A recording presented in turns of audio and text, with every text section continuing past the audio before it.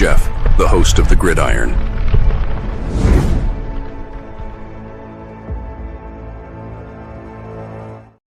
All right. Welcome to the Gridiron, baby. If you can give this video a thumbs up or maybe share this video, that would be absolutely freaking awesome. If you subscribe to my channel, thank you. If not, please go down below, hit the subscribe button, hit that bell icon. That way next time I go live or if I put a video out, you'll be notified. And it's free of charge. What do you got to lose? It's absolutely free of charge. But if you are subscribed to my channel, thank you. If you want to help support my channel, the very top link in the description box takes you to my membership page. I got 3 different membership levels. The first one's called the Saquon, the second one's called Lawrence Taylor, and the third one I got is called the Gridiron. Each one has their own little perks to them. So once again, if you want to help support my channel, it would mean so much to me. And I thank you in advance. Thank you. And then also, way down in the description box is probably the bottom link, very bottom link, takes you to my Facebook group. It's called the New York Giants, the Gridiron. It's my Facebook group. We have over 9,400 members in the group. It's doing simply marvelous, might I add. Basically, if I'm alive and breathing, and if I got internet access, I am putting stuff in this group darn near 365. It's called the New York Giants, the Gridiron. It's my Facebook group. Please join it. You will not be dissatisfied. I promise. All right. Well, hey, we got some, obviously, needless to say, we got some. Hey, and I tell you what, didn't take very long, did it? Didn't take very long at all. Well, first of all, I guess popping this up here, right? It's like the first thing that kind of happened. You know what I mean? So when he went to the podium and all of that stuff, and he was talking, and everybody was it sounded like like kind of like I guess he was saying goodbye right at that specific point in time and all of that, and it was kind of like, oh, that's a bit weird. Why is he kind of talking? It's like, is this goodbye? I mean, what the heck's going on here? But or was it more or less kind of like I don't know, leaving leaving things open, maybe he might be there, maybe he may not be there, so it's kind of, it was kind of a little, look, kind of funny, kind of funny. I wasn't exactly sure how, what it was all about, but then obviously, you found out very shortly after that, exactly, what was kind of going on, more or less. And actually, we'll go over that in just a few minutes here. But so he had a nice little thing, and it's amazing though. It's really, really amazing. It's kind of like how you can go from the the penthouse to the outhouse. I mean, you figure a couple of weeks ago, this dude, I seen his stuff on like a lot of Facebook groups and all that stuff and everything. It was like, a couple of weeks ago, he's the starter for the Giants. You know what I mean? The starter going to Munich and all of that against Carolina, yada, yada, yada.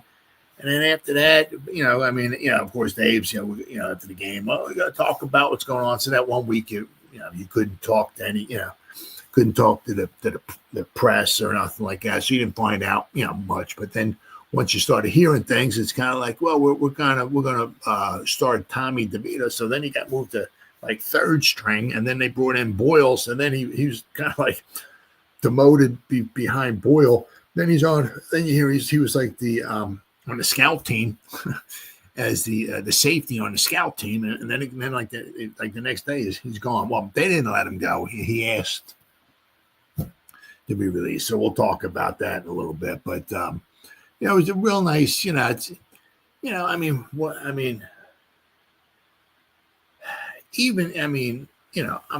ain't got nothing against the guy. Absolute class act all the way. Of course, I'd like to have seen some more wins, some more touchdowns, yada, yada, all that stuff and everything. But, even if you, or hopefully, should I say, there's a lot of people out there who just hate the guy. Hopefully you have a little soft spot in your heart because, I mean, the guy tried. Now, exactly what went wrong?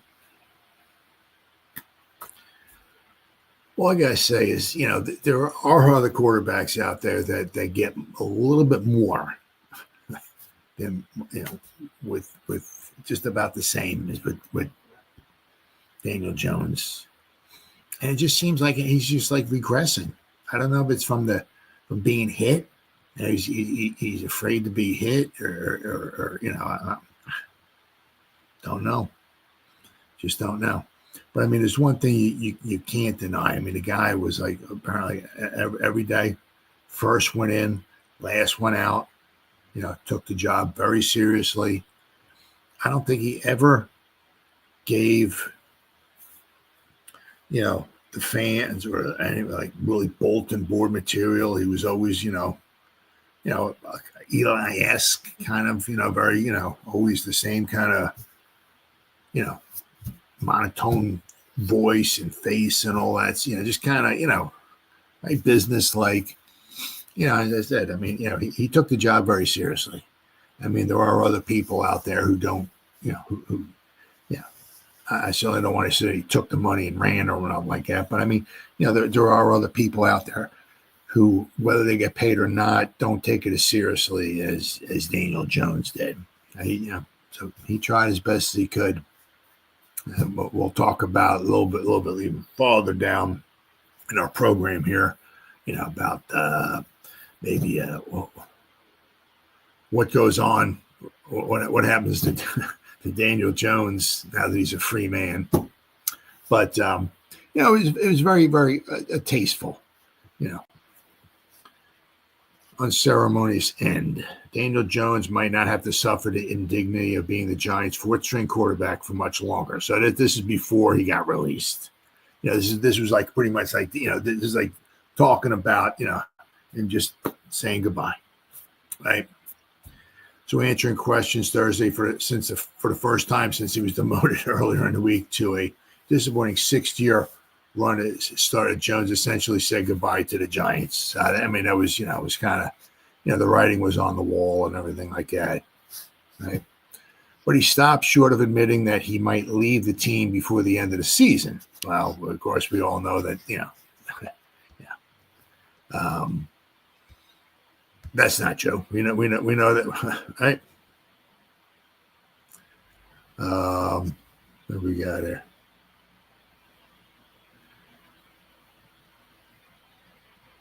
He said, "I'm still processing how this decision has made and was made and not playing." Jones said, his voice cracking at times over the course of 11 minutes.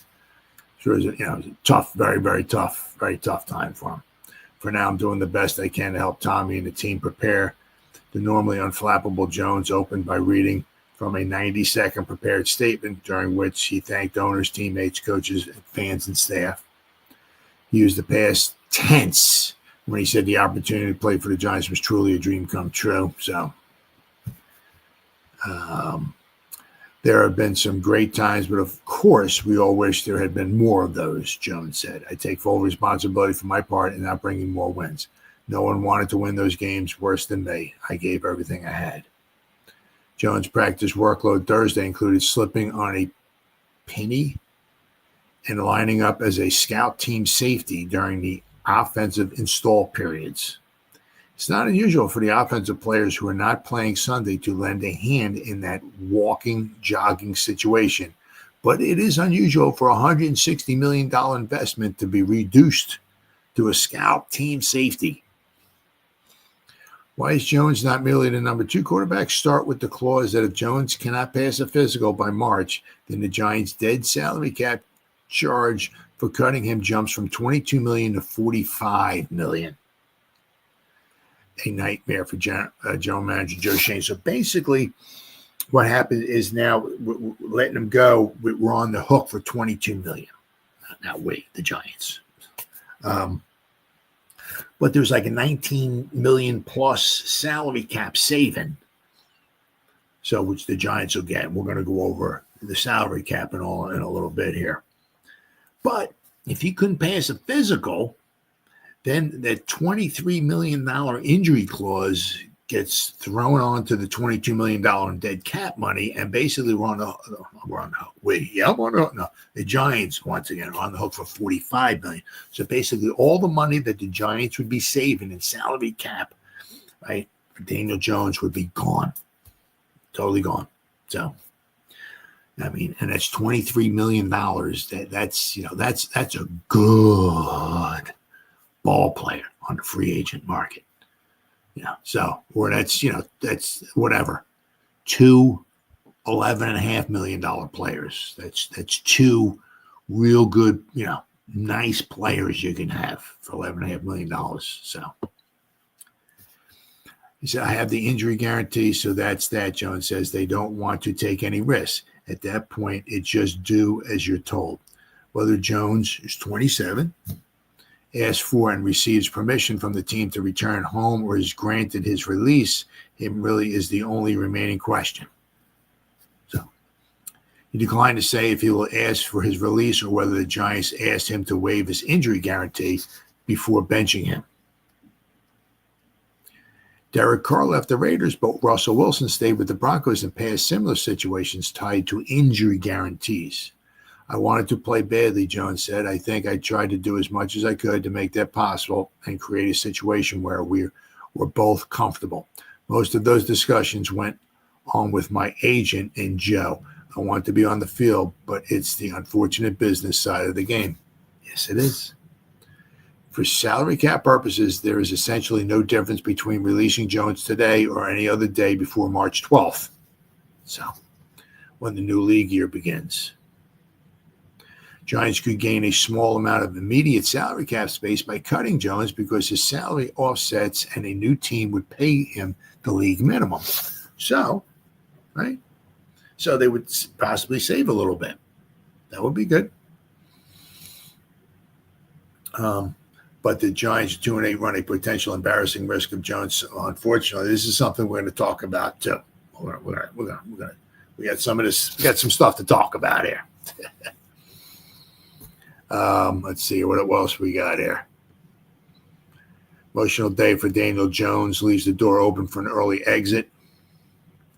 Daniel Jones spoke for 11 minutes. Yeah, that vow came with a catch, of course, as Jones left the door open for his future, both immediate and next season, hinting that he is still processing whether he'll remain here in a reserve role after being sidelined, but for performance and to avoid the risk of triggering the $23 million injury guarantee.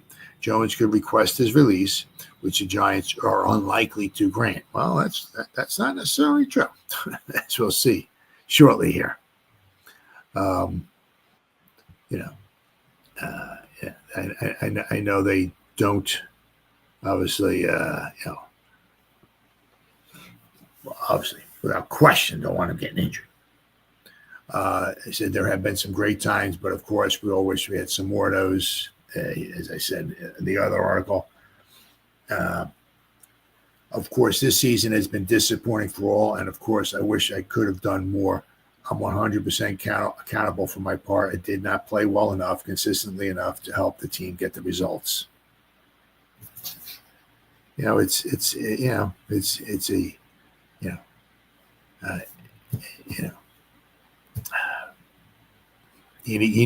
need results, right?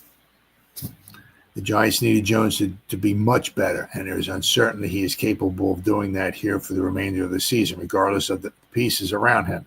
He has skipped throws at the feet of receivers in key spots. He's double clutched far too many times. His accuracy has been skittish, especially in deep balls. I mean, when we first got him, right, his nickname is Danny Dimes, and it wasn't because he was dead accurate on screen passes. No, he was Danny dropping them and dropping those dimes in there. Danny Dimes. Where did that go? Where have you gone, Joe DiMaggio? Our nation turns its lonely eyes to you. Ooh, where have you gone, Danny Dimes? Right? Where are those throws gone? I mean, Malik Neighbors standing by the sideline against Carolina. I mean, you throw it like 5 yards over. I mean, it's like, were you trying to throw it to Wilt Chamberlain? I mean, two guys wide open in the middle of the field on a flea flicker. Why don't you throw the ball? Right? It's everything critics say defines Jones' play and why the Giants finally made the call coming out of their bye week Monday. The greatest fear entering the season for the Giants was this. What if there was nothing left to fix with Jones as a starting NFL quarterback, let alone the leader of an offense whose playmakers are now more explosive, whose offensive line is no longer the sieve that it was last year, which is not. I mean, he lost Waller and he lost Saquon. But, he's got Malik Neighbors out there, right? From week one, Jones looked the part of a player who does not believe in what he is seeing on the field. And like it or not, that appearance has not gone away. He isn't the only reason Coach Brian Daboll and the Giants are where they are. The latest setback coming to Carolina and Germany that served as the final dagger heading into the bye week. Truth is, it's the most glaring reason this entire operation with Daboll and General Manager Joe Shane in charge feels like it's going nowhere fast past the midpoint of year 3. The thing is, what's going on, buddy? 2-15. Hey, they keep playing like they did against Carolina. They might be 2-15, but then they might get the number 1 pick. Go figure, right? Thing is that when they were in 2022, Daboll's first year, took them to the playoffs. We didn't have a phenomenal offensive line, didn't have phenomenal weapons. There was no Malik Neighbors. Waller wasn't there. Daniel Bellinger was the main tight end. And Daniel Jones did okay. See, the object here is that, from year 1 to year 2, you want to go like a little, it doesn't have to be like this, but you want to go like that. That's year 2. And year 3, in the same system with a better offensive line, less sacks, and a Malik Neighbors, you should be going like this, right? We're year 3, and Daniel Jones is going like this. He's like the Titanic after it hit the iceberg. It's just plummeting into the ocean. It's like, what are you doing? I mean, why aren't you better? Why aren't you? You should be walking up to the line of scrimmage, and you know what the guys are doing, and you're dropping back. You got a few seconds, a couple seconds. You should be like looking around, and where's the accuracy at? Where's that decision making? Where's the deep ball act? What happened? He's like regressing. Why? Why is he getting worse? Don't know. May not ever not. May I say might be just damaged goods, and maybe if he gets away, right? Gets out of Dodge, gets away from New York, goes someplace else. Maybe gets a fresh start, right? Maybe I don't know. Maybe he latches on. Well, we're going to go over this a little bit here. It depends upon who he latches on with. The guy should be set for life with money, because you take a certain amount of that money he made, right? Because he's only had it for a couple of years. I'm sure he hasn't blown all of his money in 2 years, right? So all the money he made when they franchise tagged him, and then the years before that, right? His rookie deal. Because he was making a decent amount of money. The guy had to be money in pocket. Or shall I say, the amount of money he made should have been at least $100 million. Now, between taxes and an agent and whatever else, I don't know, he ain't bringing home $100 million. But just say he brings home $40 million out of that. Just throwing a number out there. I don't know. But if he spent like say 10 million or whatever, I don't know. But if he takes 20 million of it and puts it someplace and it earns like like a certificate or something, where it's making like say 5% interest. My wife and I have some money in a couple banks that are on about 5% interest on your money. So on $1 million, he would be getting $50,000 a year. If he takes $10 million out of that, say $40 million he got, just take $10 million of that, right? You put it someplace, that's $500,000 to live off of every year. Because the money never goes. It's a certificate. It just keeps, you have to keep renewing, rolling the certificate over or whatever. But there's places out there you can get almost 5% interest, right? Without really gambling your money away or nothing like that. So, if he just had $10 million, he should have more than that, right? And he puts it someplace where it's making that's $500,000 every year for the rest of his life. He doesn't have to go out and, So, he can, he's, what is it, 27 in the article, right? He's 27. He can certainly be, he's not Patrick Mahomes. Everybody's going to know that. But, he's a hard worker, great teammate, all right? Great athlete. He can win you some games, right? I mean, maybe could be coaching, could be the system. Who knows, right? But so we'll have to wait and see. But I mean, the guy should be set for life, right? So it's we're going to go over some. We got some stuff here to go over here. But of course, after that's the speech, and of course, I guess when he was basically, pretty much just saying goodbye, right? It's when the Giants, he went in and talked to Mr. Mara. He went to the Big Kahuna and asked to be released. And I mean, it works out well for, I guess, the best of everybody, because the Giants, wiping their hands off them. Shane and Dable, they got some work to do because they need their bridge quarterback. They can't get somebody in the draft, right? So they got to go out. Maybe they got to get a quarterback because we'll have to wait and see what Tommy DeVito does. But I don't know if Tommy DeVito will ever be, a number one quarterback. But this would be very important for him these last 7 games, if he plays all 7 games, of course, to show the Giants going forward. It's like, maybe I'm not the number one. Okay, but hey, I could be a number 2. Right, I could be your number 2 guy going forward. Right, it'll be his 2nd year in this system. If he comes back next year, it'll be his 3rd year with Dable. A lot of the same players, right? Same system and everything. He should hopefully continue to maybe get better, a little bit better. Right? I don't know exactly how high his ceiling is, but it's not a Patrick Mahomes ceiling, that's for sure. But it's very important for Tommy Chicken Cutlet Parmesan. Right, going forward, but it works out well for obviously for Daniel Jones because now he's he can move on, right? Giants can move on, and I said, but the thing is now is like Dable and Shane, they're not stuck with Daniel Jones anymore. It's like he's gone, right? Now they got to go out and they got to, if they find a bridge quarterback, okay, but the bridge quarterback can only be here for probably a year or so. They still got to go out and find themselves the quarterback of the future.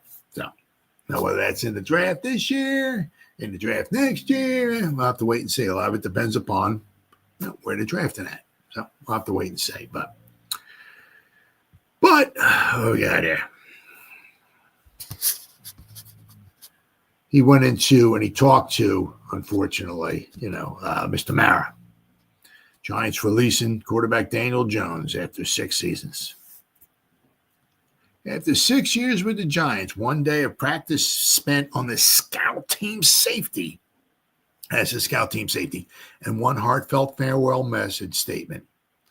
I mean, it was the same thing, kind of like, listen to when Eli, right? He had that, he was talking about, for me, it's always a Giant, but for me, it's only a Giant or whatever. So the Giants are granting Jones' request to be released Friday, the team announced. Daniel came to see me, and this is from John Mara, this morning and asked if we could release him. Owner John Mara said in a statement, We mutually agreed that that would be best for him and for the team. Daniel has been a great representative for our organization, which he has. I mean, the only the only thing he's ever been an embarrassment with or whatever is sometimes the play on the field. It's been it's been a little embarrassing. But as far as somebody mature, right, responsible, and all, that's Daniel Jones. Daniel Jones, right? We are all disappointed in how things had worked out. We hold Daniel in high regard and we have a great appreciation for him. We wish him nothing but the best in the future. That's from John Mara. Judging by the tone of Jones's statement delivered after Thursday's practice, the next logical step was for him and the Giants to part ways. The former first-round pick and the recipient of the 4-year, $160 million contract extension had not performed well enough in the 2024 to preserve his starting job. And when he was officially benched by Coach Brian Daboll early in the week, he was sent from the top of the depth chart to the lowest possible slot, QB4, even behind the addition of Tim Boyle. Oh, man. Whew. Logically, Jones was demoted because of his performance. New York's offense ranks dead last in scoring, once again, at 15 points a game. And after a brief run of relative success, Jones has been generally ineffective in recent games, throwing 2 interceptions in Week 10, the loss in Munich, Germany against the Panthers. The financial element also played a significant factor. While Jones' salary and bonuses were fully guaranteed in 2023 and 2024, $23 million of his salary was guaranteed only for injury in 2025. If the Giants were going to move on from Jones at the end of the season, they had to eliminate the risk of injury, leading to his fall from the top to the bottom of the depth chart.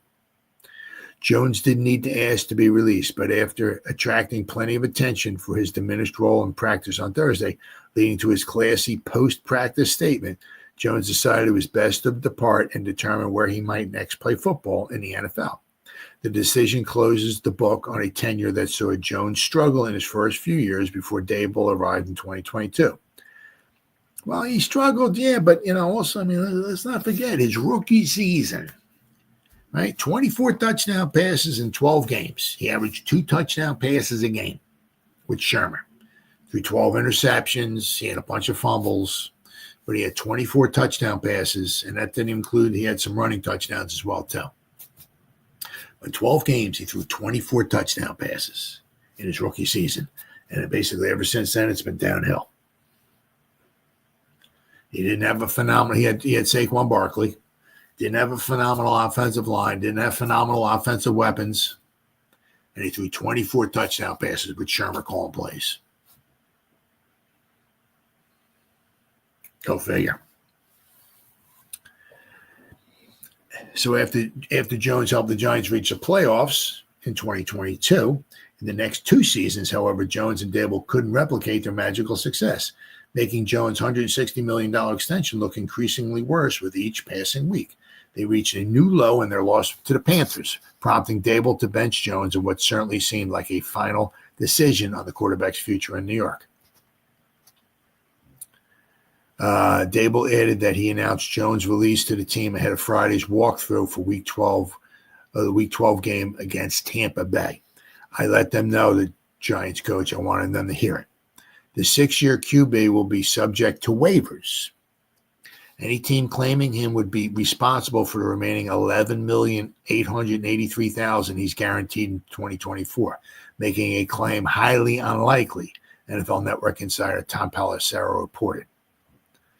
Well, that's. See, I'm not sure. See, if is that a weekly thing?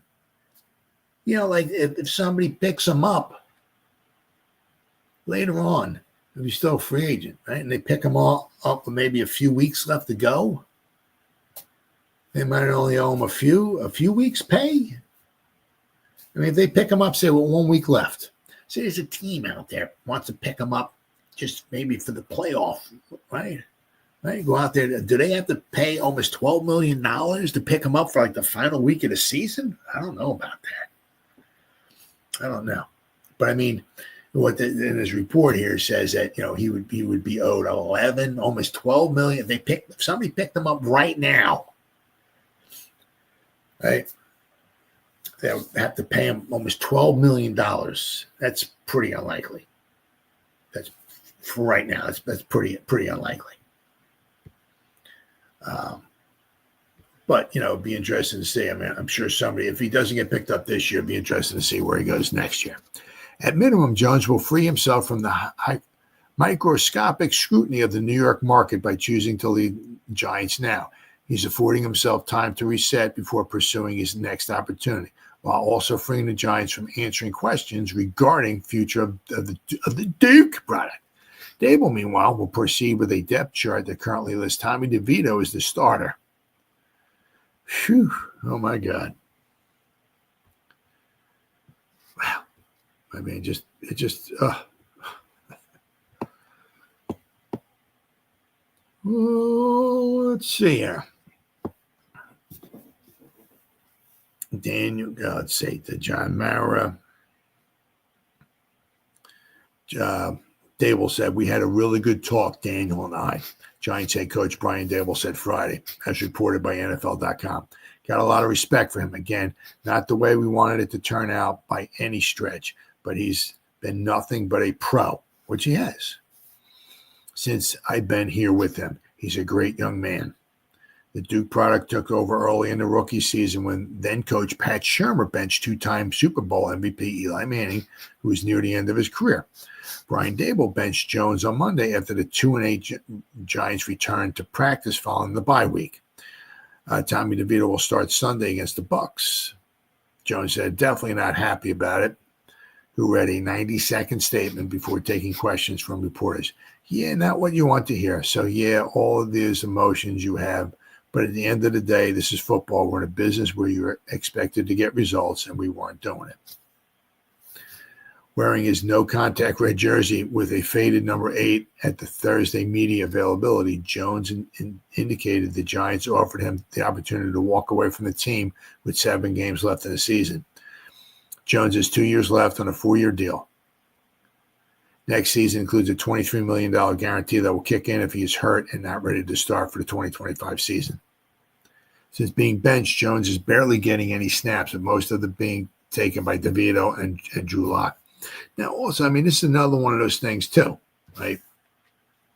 Is that I mean, everybody is, it's like, what did you 4 years, hundreds? What are you doing? What's wrong with you, Shane? But I mean, Shane had it where he could get out after 2 seasons. Now, of course, there's a 20-something, dead money. We got to wind up paying him, but he can get out. It was like, what are you doing? If things sort of going south, which they kind of did, but he can get out after 2 years. So, of course, everything looks horrible now because, the guy you wind up paying, right, is going south. Not only that, but you cut him halfway through the season, or you let him go halfway through. He's not even on the team anymore. And the guy you didn't wind up paying is having an MVP-like season with another team, right? But they did try. He just turned down their offer. So I'm not exactly sure what it was, but he was offered, something comparable to what the Eagles paid him. So he just turned it down. So it is what it is. But I mean, I said right now, it really looks bad for Shane and Dable because the guy they paid is now walking the streets. Right, and the guy they did want to pay is having a super spectacular season with another team. So, but you got to give Shane some credit because he was able to get out after 2 seasons. Pay him all his guaranteed money up front, and if need be, you got a little bit of dead cap money. You got to bite the bullet on. But we're going to go over. I mean, the Giants are in nice shape for next season, and if they don't spend all their money, they get to carry some more money going forward next season. Like they have, we'll go over their salary cap space. They have some, of course, having a high draft pick, that number 1 first round pick, if say they're picking in the top 10, that's going to cost them 5, 6, 7, whatever million a season. So that's going to take a nice chunk. But They're going to have possibly 8 draft picks next season. They might have a compensatory pick, a 4th rounder because of Ben Bredesen, right? So they might have 8 picks overall. So, their draft classes, cost them a little bit of money, right, off of that salary cap. So it'll probably take about $10 million or so off the salary cap. But, they got some money to spend. Now, whether they want to spend it and bring in a couple of nice free agents, spend it on one real good free agent, maybe a couple of lesser, I'm not sure. I know they can pick up, you have to pick up Kayvon's 5th-year option before the start of the 4th season. They can maybe extend a couple guys or something like that, whatever. So we'll have to wait and see what they do. But they do have some money to play with, right? And as of right now, anyway. The nice thing is now we're back to kind of like ground zero because Daniel Jones is gone, as far as with quarterback. Because a lot of it, if you can ever find that quarterback on like a rookie deal, and the guy starts doing good, and you can control him for 5, if you get him in the first round anyway. And if you can control him for 5 years, you can start building a nice team around a young quarterback before you got to pay him, $60 million, $70 million, whatever it is, and there goes a whole bunch of your salary cap up. So, it is what it is, and that brings me to my next point here, right? Right.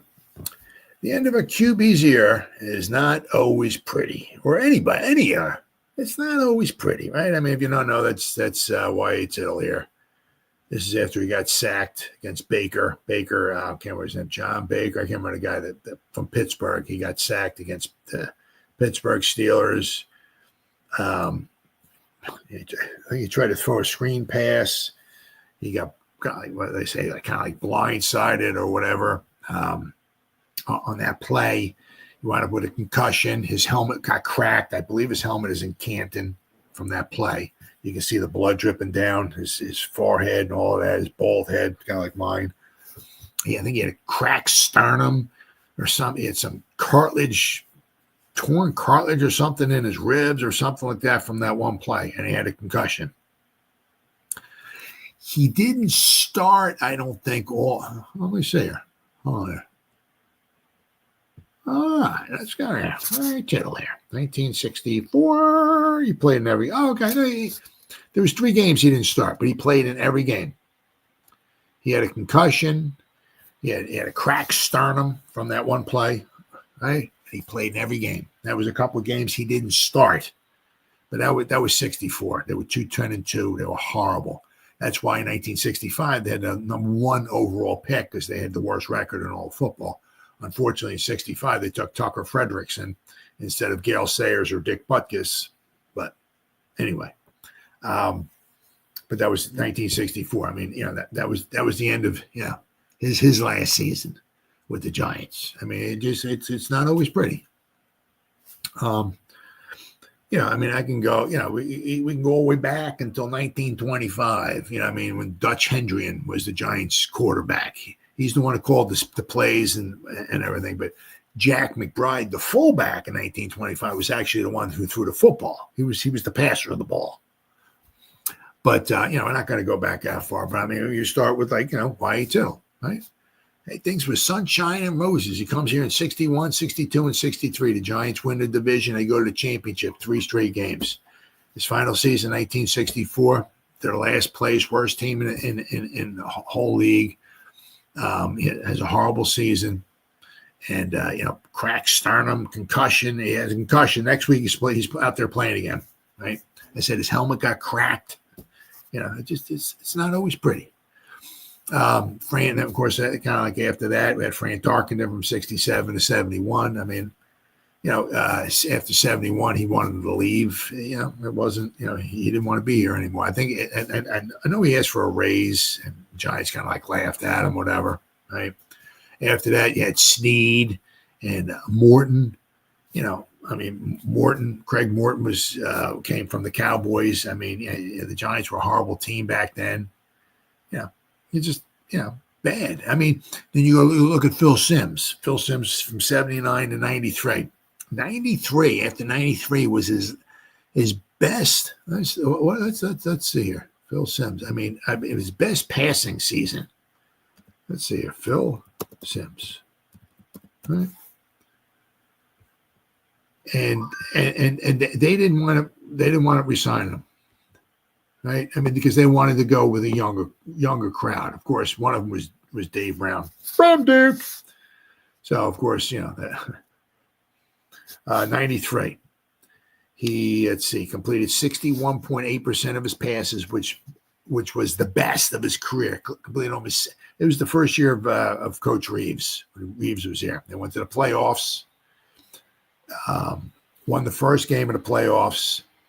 Beat the Vikings, and then they got blown out by the 49ers.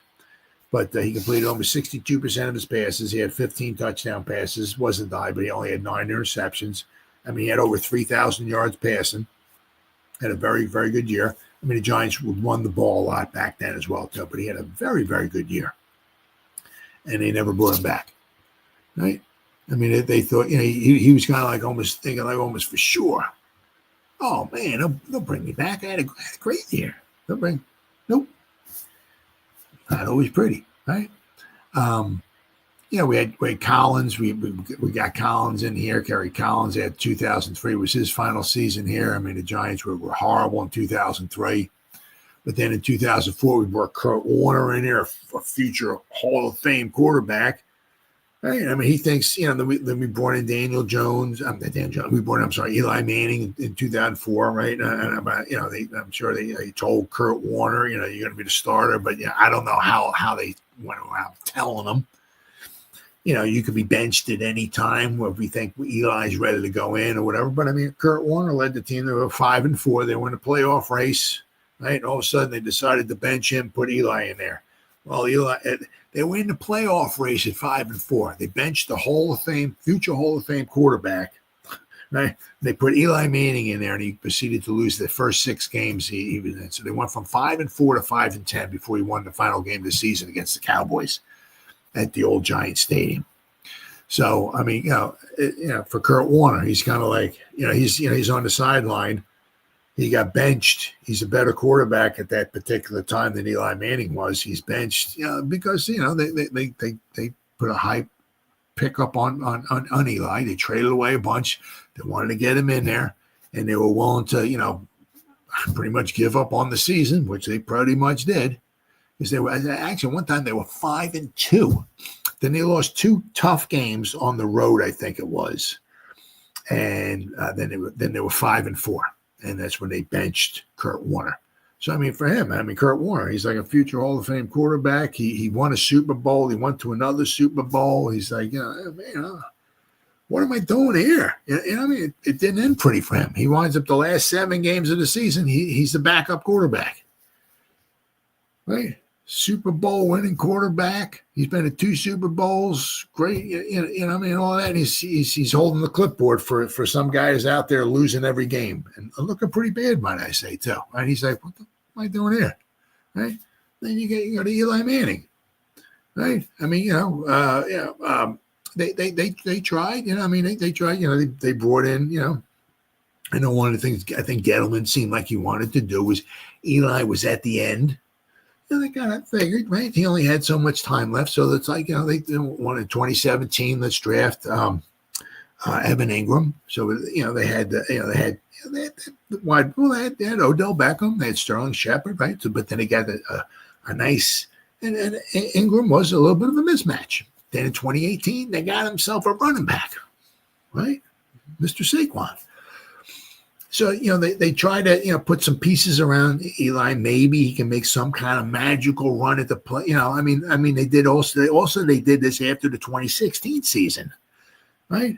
Because the defense in 2016 was really good. That was the kind of the glue that held the team together. That's what really helped the Giants, go to the playoffs, was the defense. And you figure the defense would maybe hopefully be just as good as 2017, which it wasn't. But I mean, they're thinking, I guess, like in the draft, it's like, all right, 2017, we have a decent defense. Hopefully, the defense will be good. Let's throw another piece of the puzzle at Eli, and let's get him a tight end. I said in 2018, let's get him that running back, right? And hopefully build a little more around Eli. Maybe he can make one more magical run at a Super Bowl, but it didn't happen, right? So I mean, Eli's, he goes out there and all of a sudden, boom, right? I mean, or the other one, the kicker of it, right, was when they McAdoo benched him in the Raider game, put Geno Smith in there. Well, I mean, he got to try things. Things weren't working out well. Things weren't working out well for anything in the 2017 season. Down the toilet. But so they benched him for the one game, put Geno Smith in there. That wasn't the answer. So they put Eli back in there. But when they took took Daniel Jones, the writing was on the wall. It's like, oh, sorry, Eli, time for you to go. Sure, he wasn't overly happy about it, right? He did have that one is the final game he started against Miami. He went out on a winner. It was a magical day, right? One of the bright spots we've had in the past. One of the few bright spots we've had in the past 5, 6, 7, whatever years, right? But it doesn't always end. It's not always sunshine and roses. I mean, it's not, a lot of times, I mean, what's going on with Daniel Jones? A lot of times these quarterbacks, they sign these big contracts and they're smiling and all. 5 years, $50 million a year, $250 million, whatever, $175 million guaranteed. Everybody's holding hands.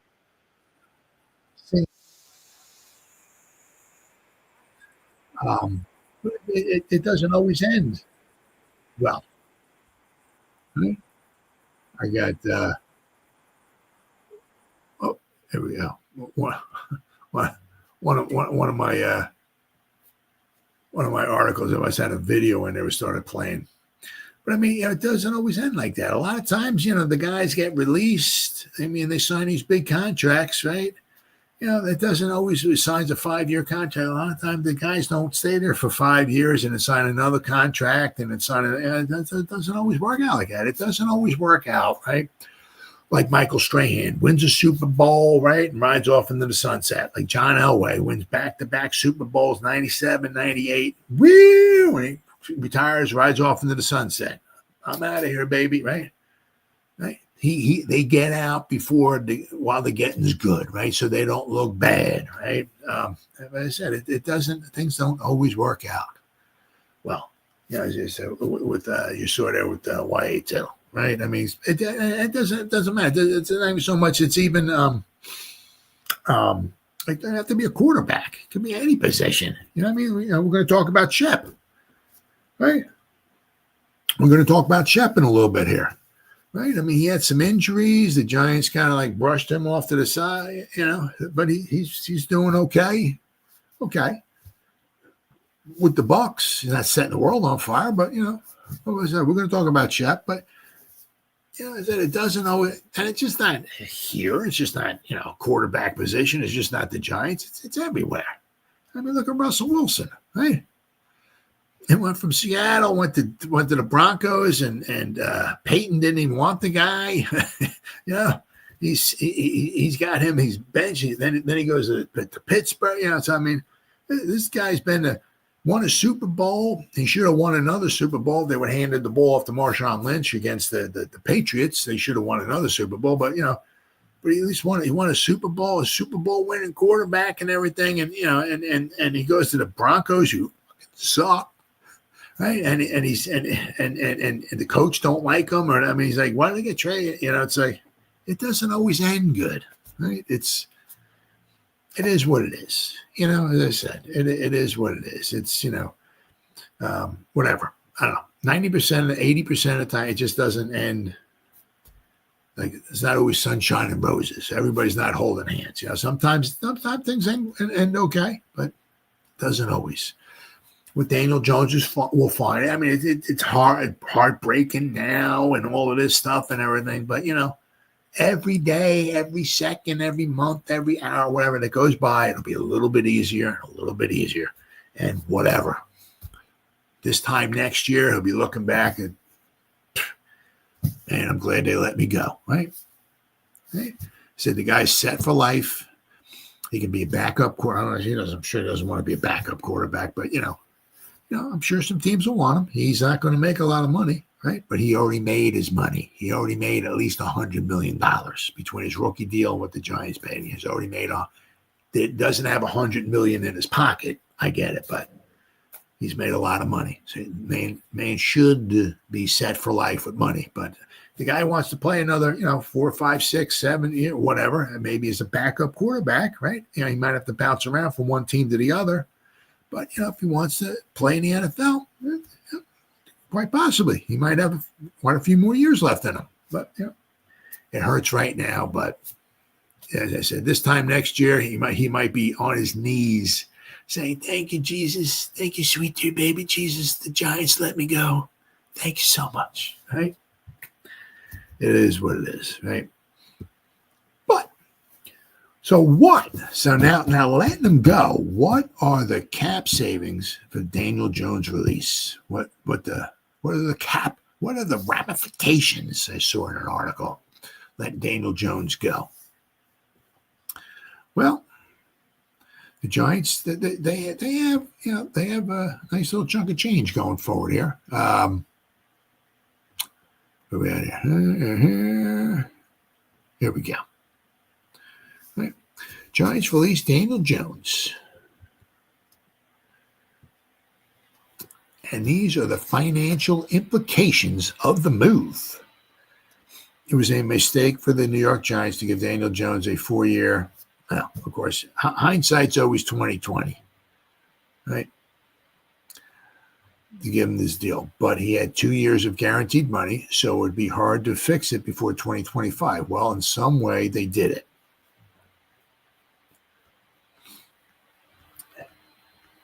The Giants had benched Jones earlier this week to avoid an injury that would guarantee him an additional $23 million in salary for next season.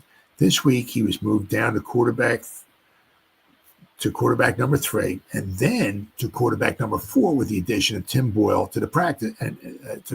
Tim Boyle went to the practice squad, and a period that included reps as a scout team safety. It was too much for everyone involved. Daniel Jones requested a release, and the Giants agreed. Now the former first-round pick is not a Giant anymore. The ramifications. From right now, the release doesn't make much difference for the Giants because the 2024 salary was fully guaranteed. That means that his $47.855 million cap hit will be kept as dead money. That's unless someone else claims him off of waivers. After the trade deadline, every NFL player, including vested veterans, goes through the waiver system. And if someone claims him, the new team absorbs the rest of his contract. That means $11.8 million in the salary for this year. However, considering the high salary and the risk of injury, which could trigger future guarantees, it's an unlikely scenario. The real difference, since this year's salary won't be affected, most likely the big difference for the Giants is that a release now means the team can't apply the post-June 1st designation. Daniel Jones will count $22.21 million in dead money for the Giants in 2025, and there's no way around it. Let's see. But had the Giants waited until the offseason, they could have released him with that designation, splitting the dead money in 2 years. So it would have been $11.1 million in both 2025 and 2026, but the Giants wouldn't get the cap relief until June. But I mean, this way you look at it right now. This way is that all the dead money, okay, it's not 2 years. All right, so they're taking a bigger hit in the dead cap money. It goes all next year, but it's going to free them up a lot in 2026. As the decision has been made, it makes sense to accept the full effect in 2025 and move on from everything as soon as possible. Absolutely. Even considering the dead money, the Giants will still open up $19.395 million in cap space next season because they let him go. For now, the Giants hope that a desperate team claims Daniel Jones, and the rest of the season will have Tommy DeVito, maybe just him, maybe some of Drew Lock as well. We will have to wait and see. But if we look, right, at the 2025, the Giants have right now, they have $65 million in cap space right now. So it's they have 27.3 million in dead cap money. Now, the thing is with that is a lot of that dead basically the dead cap money they have, there's 27.3 million next season. A lot of that, almost all of it, is between two players. You got Daniel Jones, and we scroll down to the bottom here where we at here. Daniel Jones is at 22.2 million, and Darren Waller's 4.9 million in dead cap money. So let's go to 2026. Do they have any dead cap money in 2026? Let's see what the hell we had there. Nope, they have no dead cap money in 2026. Nothing. So that's good. And as of right now, of course, there's a lot of players they won't have, but as of right now, they have $200 million in cap space for 2026. Get yourself a lot of players with that. 2026, $200 million cap space. So, as I said, there's a lot of players that they don't have, but they do. They got some guys, some decent guys who are signed under, but that's a couple years down the road. But in 2026, they have no dead cap money, which is great. So the dead cap money that they have for Darren Waller and the dead cap money that they'll have for Daniel Jones will be all next season, and it'll be off the books for 2026. So that's good. So if I think I would rather do it that way. I would rather try to get all the dead money for Daniel Jones off the books next season and wait 2026. Whew, it's all gone. Daniel Jones and all his money is gone. Right? A fresh outlook on life, right? But let's see here. This in 2025.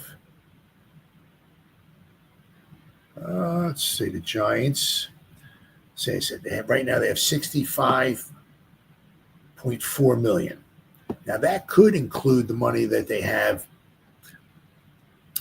left over from this season. Right, because whatever money they have like 4 million or so. What do they have there? Let's check that out. Whatever they have left after this season's over with, they have 4.8, almost 4.9 million. So they have, close to $5 million in cap space. So that if they don't use any of that, which they will, they'll use some of it probably. If they don't, whatever they don't use, they don't lose. They carries to the next season. So I think that's where I think there's about 5 million of that money, of that 65 million that they have next season is from the cap space they have here. Okay. The problem is, one of the problems right here is this year, dead cap money have $80 million in dead cap money. 80 million. Let's see, what the hell is the dead cap money? Dead money.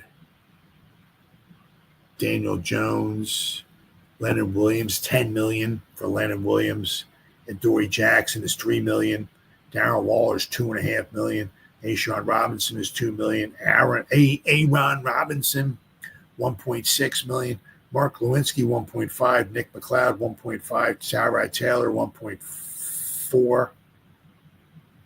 Carlos Basham is 600,000. They got a bunch of smaller guys, but the dead cap money, a lot of it is Daniel Jones, 47 million. Well, he wasn't totally. It's 47 million. It's he did play half the season with the team, but as of right now, the Giants have about 4.9 million in cap space this season, right? But said they saved themselves some money going forward. Whoops.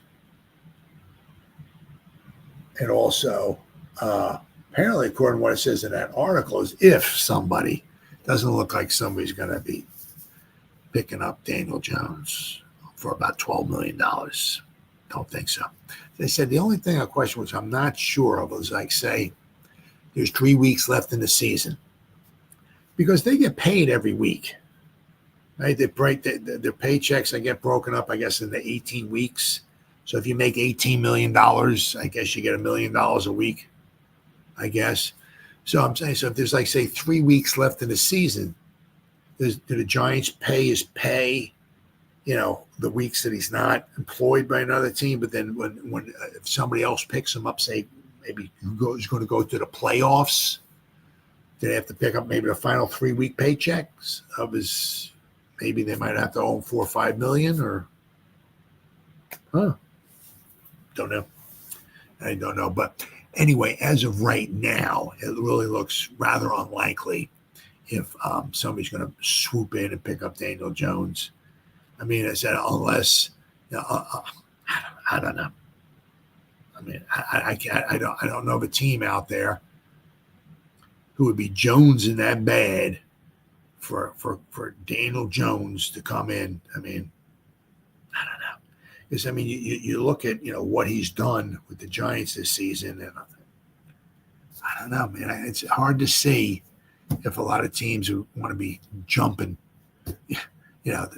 almost $12 million to get a Daniel Jones. So we'll have to wait and see. But anyway, the Giants saved themselves a nice chunk of money. So they have like $60 million. I said, you figure, about $10 million of that might come out maybe for the draft class. So the Giants might have maybe around $50 million. Right? I mean, you can bring in one real nice player, because obviously, no shocker here, we got some holes, right? We can bring in, bring in a cornerback, right? You bring in a defensive tackle. You bring in a good, I don't know if there'll be a phenomenal tight end in free agency out there, where you can go out there and maybe pick up maybe a nice wide receiver, right? Pick another offensive lineman. I'll have to wait and see. I mean, I guess Van Roten, I think we just got in for 1 year. Right, so so you can go out there, you can get yourself a couple of nice guys, you can get yourself one big boomer. I'll have to wait and see. But I mean, as of right now, the Giants, they got some money to spend. So, right. Problem is letting Daniel Jones go. Of course, we don't have a quarterback, right? And I said, we'll have Tommy Chicken Cutlet Parmesan, which is great. So as I said, these next 7 weeks will be very important for him, because if Shane and Dable are here next year, Tommy, he put a little bit on his resume last year. It's like, we had a horrible offensive line. We didn't have great weapons, this, that, and the other thing. And I won 3 games, right? I went 3-3, right? So let's see what he does these final 7 weeks, right? Can he win a few games, right? Can he prove his point? It's like, hey, maybe I can't be the starter, but hey, you might want to have me around as a backup next year. So these are very, very important weeks for Tommy Chicken Cutlet Parmesan. But so of course, then all of a sudden you start saying stuff like this. Now this is, I didn't see an article saying this, right? But implying stuff like this. Of course, I saw one article that had Daniel Jones with a Cowboys jersey on, and it was implying that he'll be their starting quarterback for the Thanksgiving Day game, right? But of course, once again, the Cowboys would have to wind up picking up his salary, and I don't think they can afford to do that. So that kind of makes that kind of null and void. But my point is here, when I want to do this with DJ's release, are you thinking what I'm thinking? But you'll notice here, who's Daniel Jones in that thumbnail? Who's he standing next to? Oh yeah, Saquon, right? I was just like, got this stuff going through my head and all that stuff. I mean, could you just imagine, right? Because I mean, honestly, if we go to, if he went to the Eagles, right? Basically, that's the land of the no salary cap. They have over $300 million, I think, in paid salary, like pushed years down the road. They bring guys in They pay him whatever they want. Oh yeah, you want that? Sure. Yeah, we got it. But we're gonna put void years on the end of a contract, so they're paying him for a long time, right?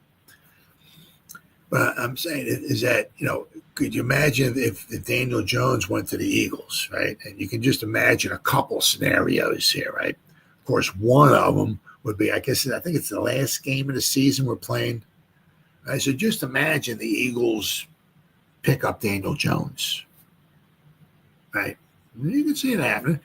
They got his man behind him, and I'll tell you what, you want to see Saquon give it his all, right?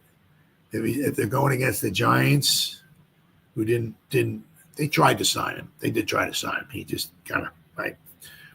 But then you go up against the Giants in Philly, and he's going up against the Giants. And if they had Daniel Jones, who the Giants just cut, that's his bro. They're tight, right? Could you imagine what Saquon would want? Oh man! So you can imagine. I'm just saying, it's like just say the Eagles have stuff wrapped up, right? And maybe Jalen Hurts is a little nicked up or something. So could you imagine? Oh, it'd be written on the wall. The Giants shouldn't even bother showing up. They'd start Daniel Jones in the final game of the season against the Giants, and he'd be playing for the Eagles, and of course they'd win. Oh yeah, of course. You know it. I mean, how embarrassing would that be? Right? How embarrassing would that be? Or just say something like they get to the playoffs, right? And Daniel Jones, or say Hurts gets hurt or something, and Daniel Jones runs out onto the field, right?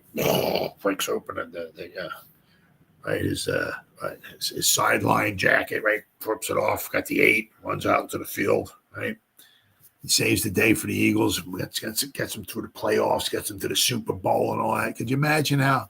Oh my God! I mean, how badly things are looking right now for the Giants because they tried to sign Saquon. Just didn't work out. But I mean, letting Daniel Jones go, and if he goes to especially the Eagles, and if he really helps them, win some games, or especially that final game of the season, if they put sit Hurts down so he doesn't get in, whatever it was, and they start Daniel Jones against the Giants. Oh, and if the Eagles won that game, could you imagine what kind of laughing stocks the Giants would be? I mean, really? Could you imagine? Because it would be like Daniel Jones going up against Tommy DeVito. Could you imagine? He's playing for Philly. That would be how hard the Eagles would be playing in that game for Daniel Jones, the new guy, just do it so they can embarrass the Giants. Oh, they'd be opening up holes a country mile wide for Saquon Barkley. And I'm sure Daniel Jones probably, would love to have a field day passing the ball against the Giants. How embarrassing that would be. But the other thing is that, not even if it's the Eagles. As I said, I was just thinking, that was going through my head. Hey, imagine we went to Philadelphia. Or maybe not even so much this year. Say next year, right? Say he's a free agent. And, if you look here with Philadelphia, they got, now, I don't know how long these guys are on the team. Now, they got Tanner McKee and Kenny Pickett. Now, I don't know how long McKee and Pickett have been signed for. Don't know, right? But, I mean, you can see, it's next year, right? Daniel Jones is a free agent. Somebody picks him up. They're not going to pay him. Ain't nobody paying a whole lot of money. He might have a couple options. Do you want to go to the Cardinals? You want to go to the Buccaneers? You want to go to the Eagles? He might be. I don't know. I just might want to go to the Eagles. Right.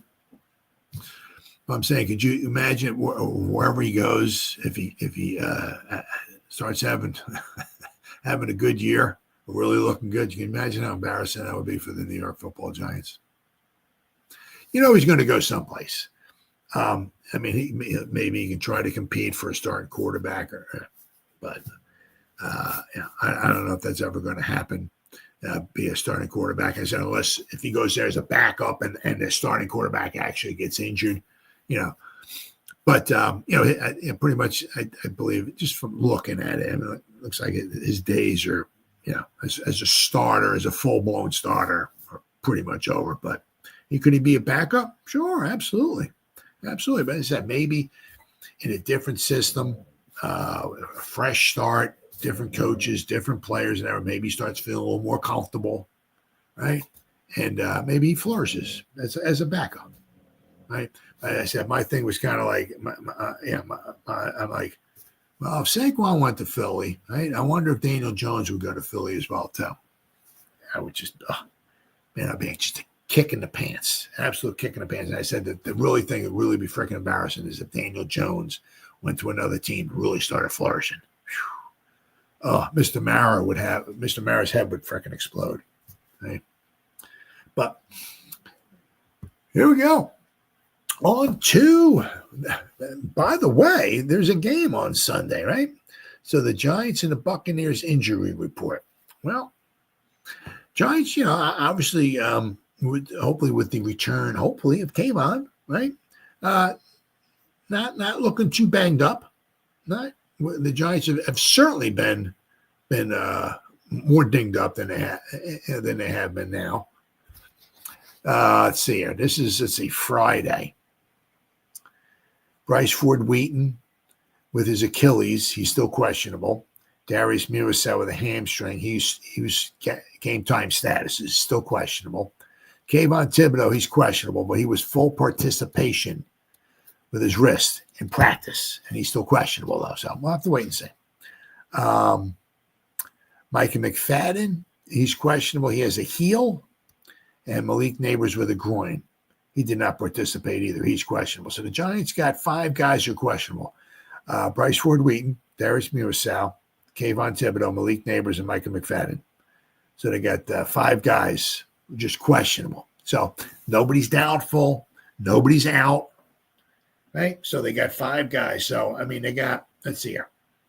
Matt Adams with a knee. Right? Bryce Ford Wheaton with his Achilles. Theo Johnson with the back, but he was full participation. Matt Adams was full participation too in Friday's practice.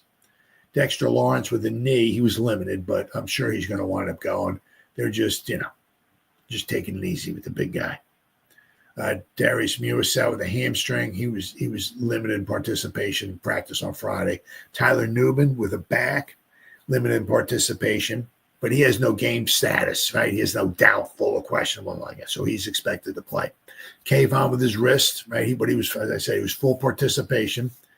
Greg Van Roten with an abdomen, but he was full participation in practice. Darius Slayton with a concussion, full participation. Micah McFadden, once again, he did not participate with a heel. And Malik Neighbors, he did not participate on Friday with the groin. So, but, I said, the guys who have any type of a game time status, they're all just questionable, which is better than doubtful. So the Giants are, trending in the right direction as far as health anyway, which obviously could be huge. We got 7 games left. We got a bunch of guys back. Hopefully, getting healthy here. Let's see, maybe we can win some games. Right? It's you just can't go into the locker room and say, guys, we love you, but let's go out there and let's lose one for the Gipper. The guys practice and this, that, and the other thing to win football games. Right? They're going to go out there and play to win, and right. Hopefully, we'll just have to wait and see what happens. But nobody's laying down, right?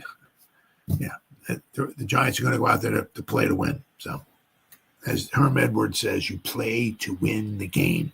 Now the Buccaneers, let's see, they got a little bit.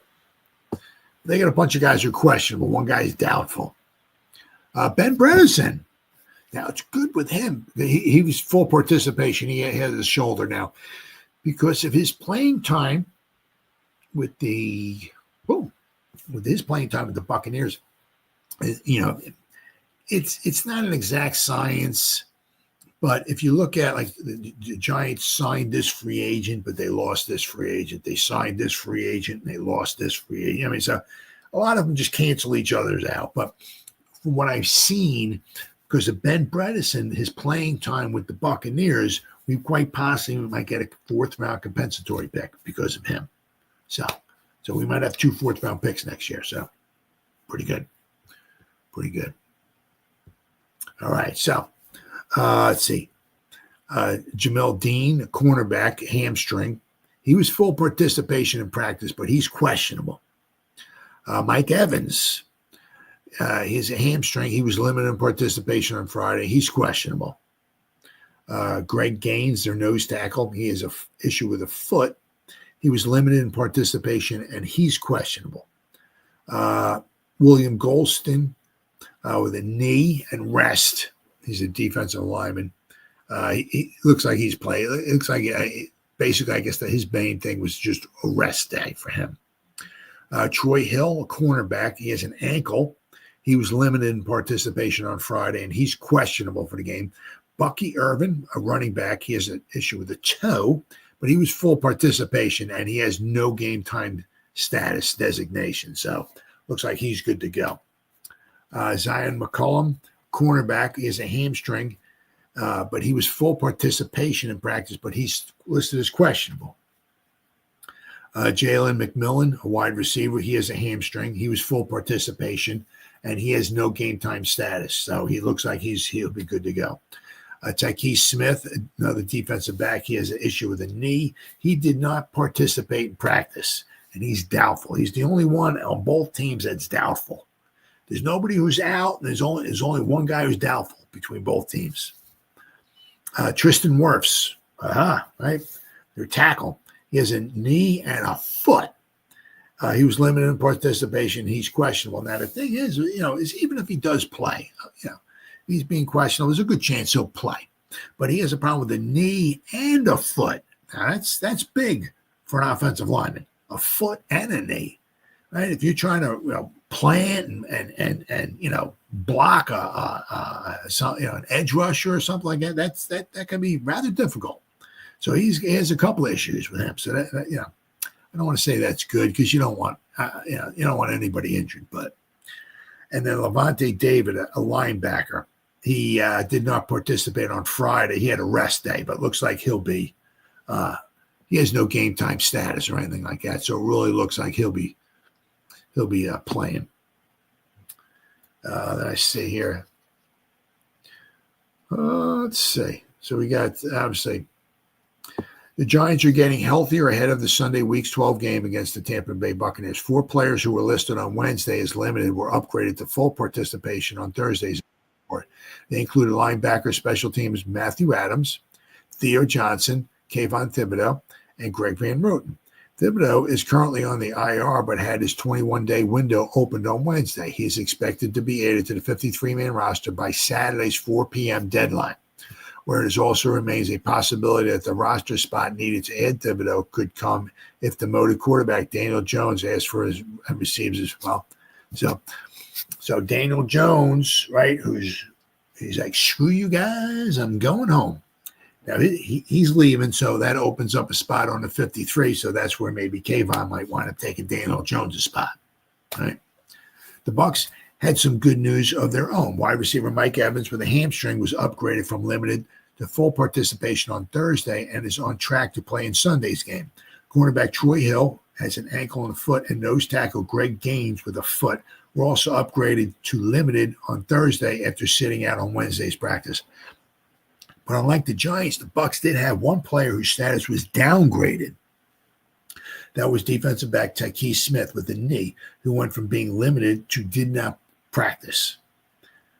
So I mean, for the most part, both teams are relatively healthy, right? I mean, there's only one guy who's doubtful, and there's a lot of guys who are just questionable, and there's nobody who's out. So it could be huge for the Giants. And you're getting back, a bunch of guys. Now, of course, just because we can get guys back certainly doesn't mean we may not lose some guys going forward, but it's football. It is what it is. But this is what you like to see, obviously, after the bye. you're getting some guys back, guys getting a little healthy, right? And having a healthy Kayvon out there, could be huge. Really, really could be huge. So good for him. All right, so then we got, and this is, we'll be seeing an example of this on Sunday, right? There is. Just go ahead. Ask Shep. There is life after the Giants. Just ask Shep, right? Obviously last year he had the emotional, right? I mean, we went out there on the field for like the last game and form and everything like that. And, he's all emotional. And, hey, man, it's, I'm saying, you see in that thumbnail there, you got the, Daniel Jones and Shep. Shep, man, the guy's a maniac on the sideline. He's the freaking cheerleader, right? So he had, his time with the Giants is coming to an end. He doesn't have, he's doing okay with the Bucs. He has, I think it was 16 receptions. Yeah, he has 16 receptions on the season so far. He's averaged 10 yards a reception. He has one touchdown. He's 16 catches. Halfway through the season, he's played in 8 games. He has started 2 games. So he has 16 catches. So basically, he's on pace for around 30 catches. Of course, since this, with Baker Mayfield here, and actually Shep and Mayfield were on Oklahoma for 1 year, I think it was. But, with Shep and Baker, I'm sure anytime Shep's out there, I'm sure, of course, once again, they're going to try to make the Giants look bad, I'm sure, right? So don't be surprised if Shep winds up bringing down a few balls. Let's see what do you have so far this year? Shep, let's see. His high was 4 receptions. That was against Kansas City. They lost in overtime. He had 5 targets, 4 receptions. Other than that, he's had 3 receptions in 3 other games.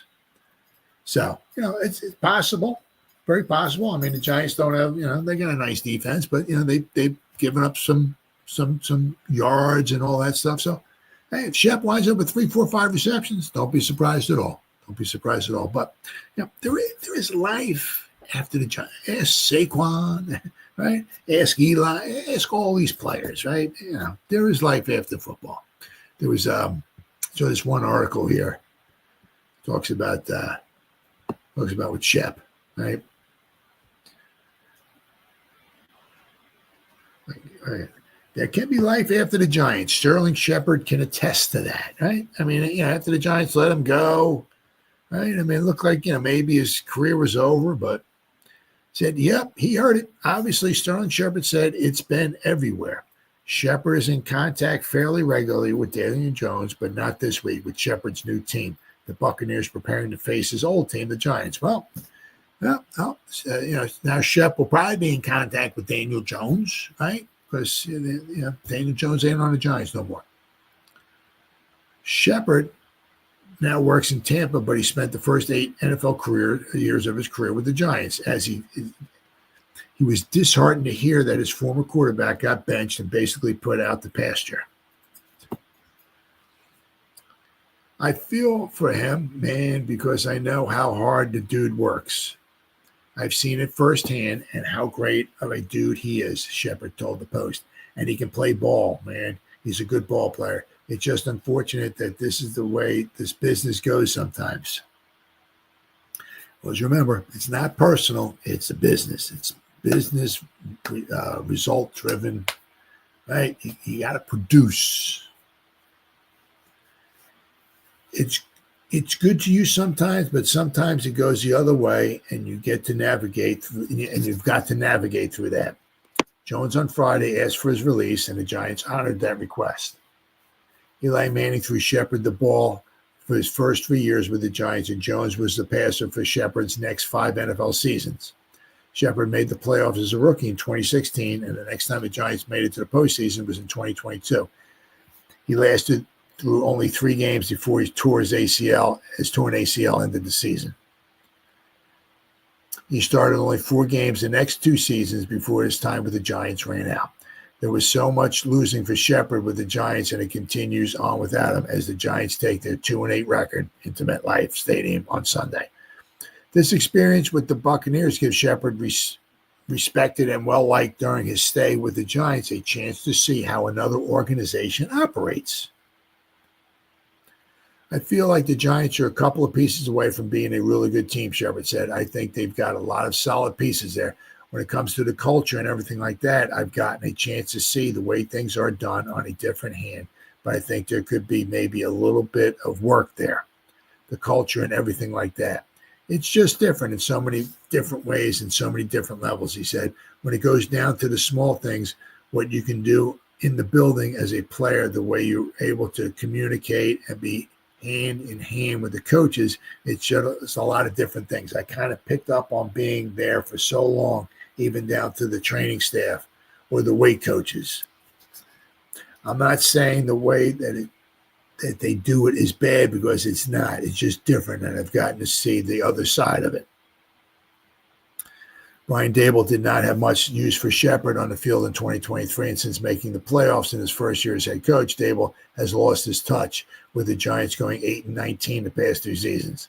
I don't think you can go from being the coach of the year 2 years ago to just being a guy that can't get the job done, Shepard said. I don't believe that. I wish him nothing but the best. I feel like he can be a coach that can produce wins. He's done it before, and he did it early on, so I don't think he's just going to go away from that. So, good old Shep, right? Obviously, he was one of the biggest cheerleaders, right? And, of course, then we're talking about, obviously, Saquon Barkley, right? Xavier McKinney, right, with the Packers. McKinney is second in the league in interceptions for the Packers. Julian Love and Leonard Williams, right? Jay Love with special sauce and Leonard Williams, right, with Seattle, are starting on defense for the Seahawks. Of all the moves that drained away talent, Shepard finds it hard to come to grips with the Giants actually letting Barkley walk out the door directly into the arms of a division rival. So, has he ever shown you anything different, Shepard said? Maybe the year after his injury, he came back a little bit slower, but he is always still getting healthy.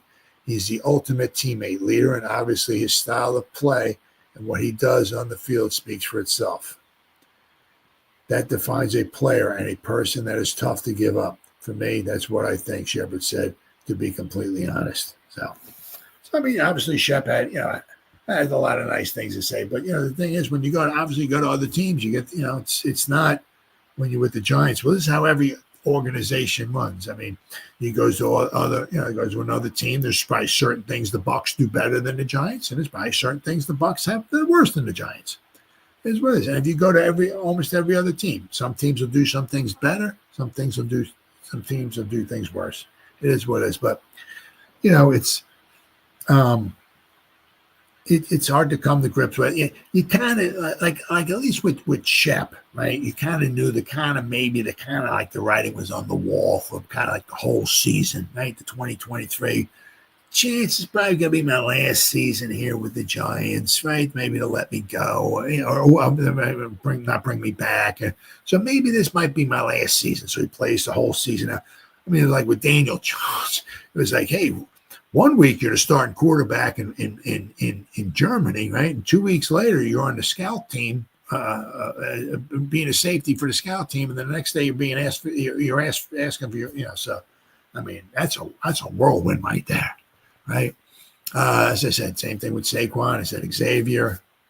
I mean, all the guys, Leonard Williams, Julian Love, right? It is what it is, but it's just not the Giants. It's everywhere. Every team loses players. That's the way it is in the NFL. Right? Just because you got 53 guys, those 53 guys aren't going to be on the roster next season. It's just the way it is. It's the nature of the beast. But with Daniel Jones, as I said before, give him whatever. Every hour, every day that goes by, it'll be a little bit easier, to look back at the Giants. I mean, now it's maybe a little difficult or tough or whatever, but I mean, I'm sure it'll be very difficult for him because he's used to being in the building, whatever, I don't know, 6 a.m, 7 a.m, I don't know, and leaving at 6, 7, 8 o'clock at night, whatever it might wind up being. That's what he's used to during football season. No, that ain't the case now, right? But he's got his money, so he won't be hurting for money. But the thing is, is anybody going to pick him up? Well, if they have to pick up his $12 million and his rest of his salary, I don't know if that's going to happen this year. So we'll have to wait and see. All right, guys, been 1 hour and almost 30 minutes. Whoever spent any time listening to me live, thank you, thank you, thank you. Or if anybody's going to spend any time watching a replay this, once again, thank you so much from the bottom of my heart. It means the world to me. And as always, you guys stay safe out there and go Giants. Woo! Oh, yeah.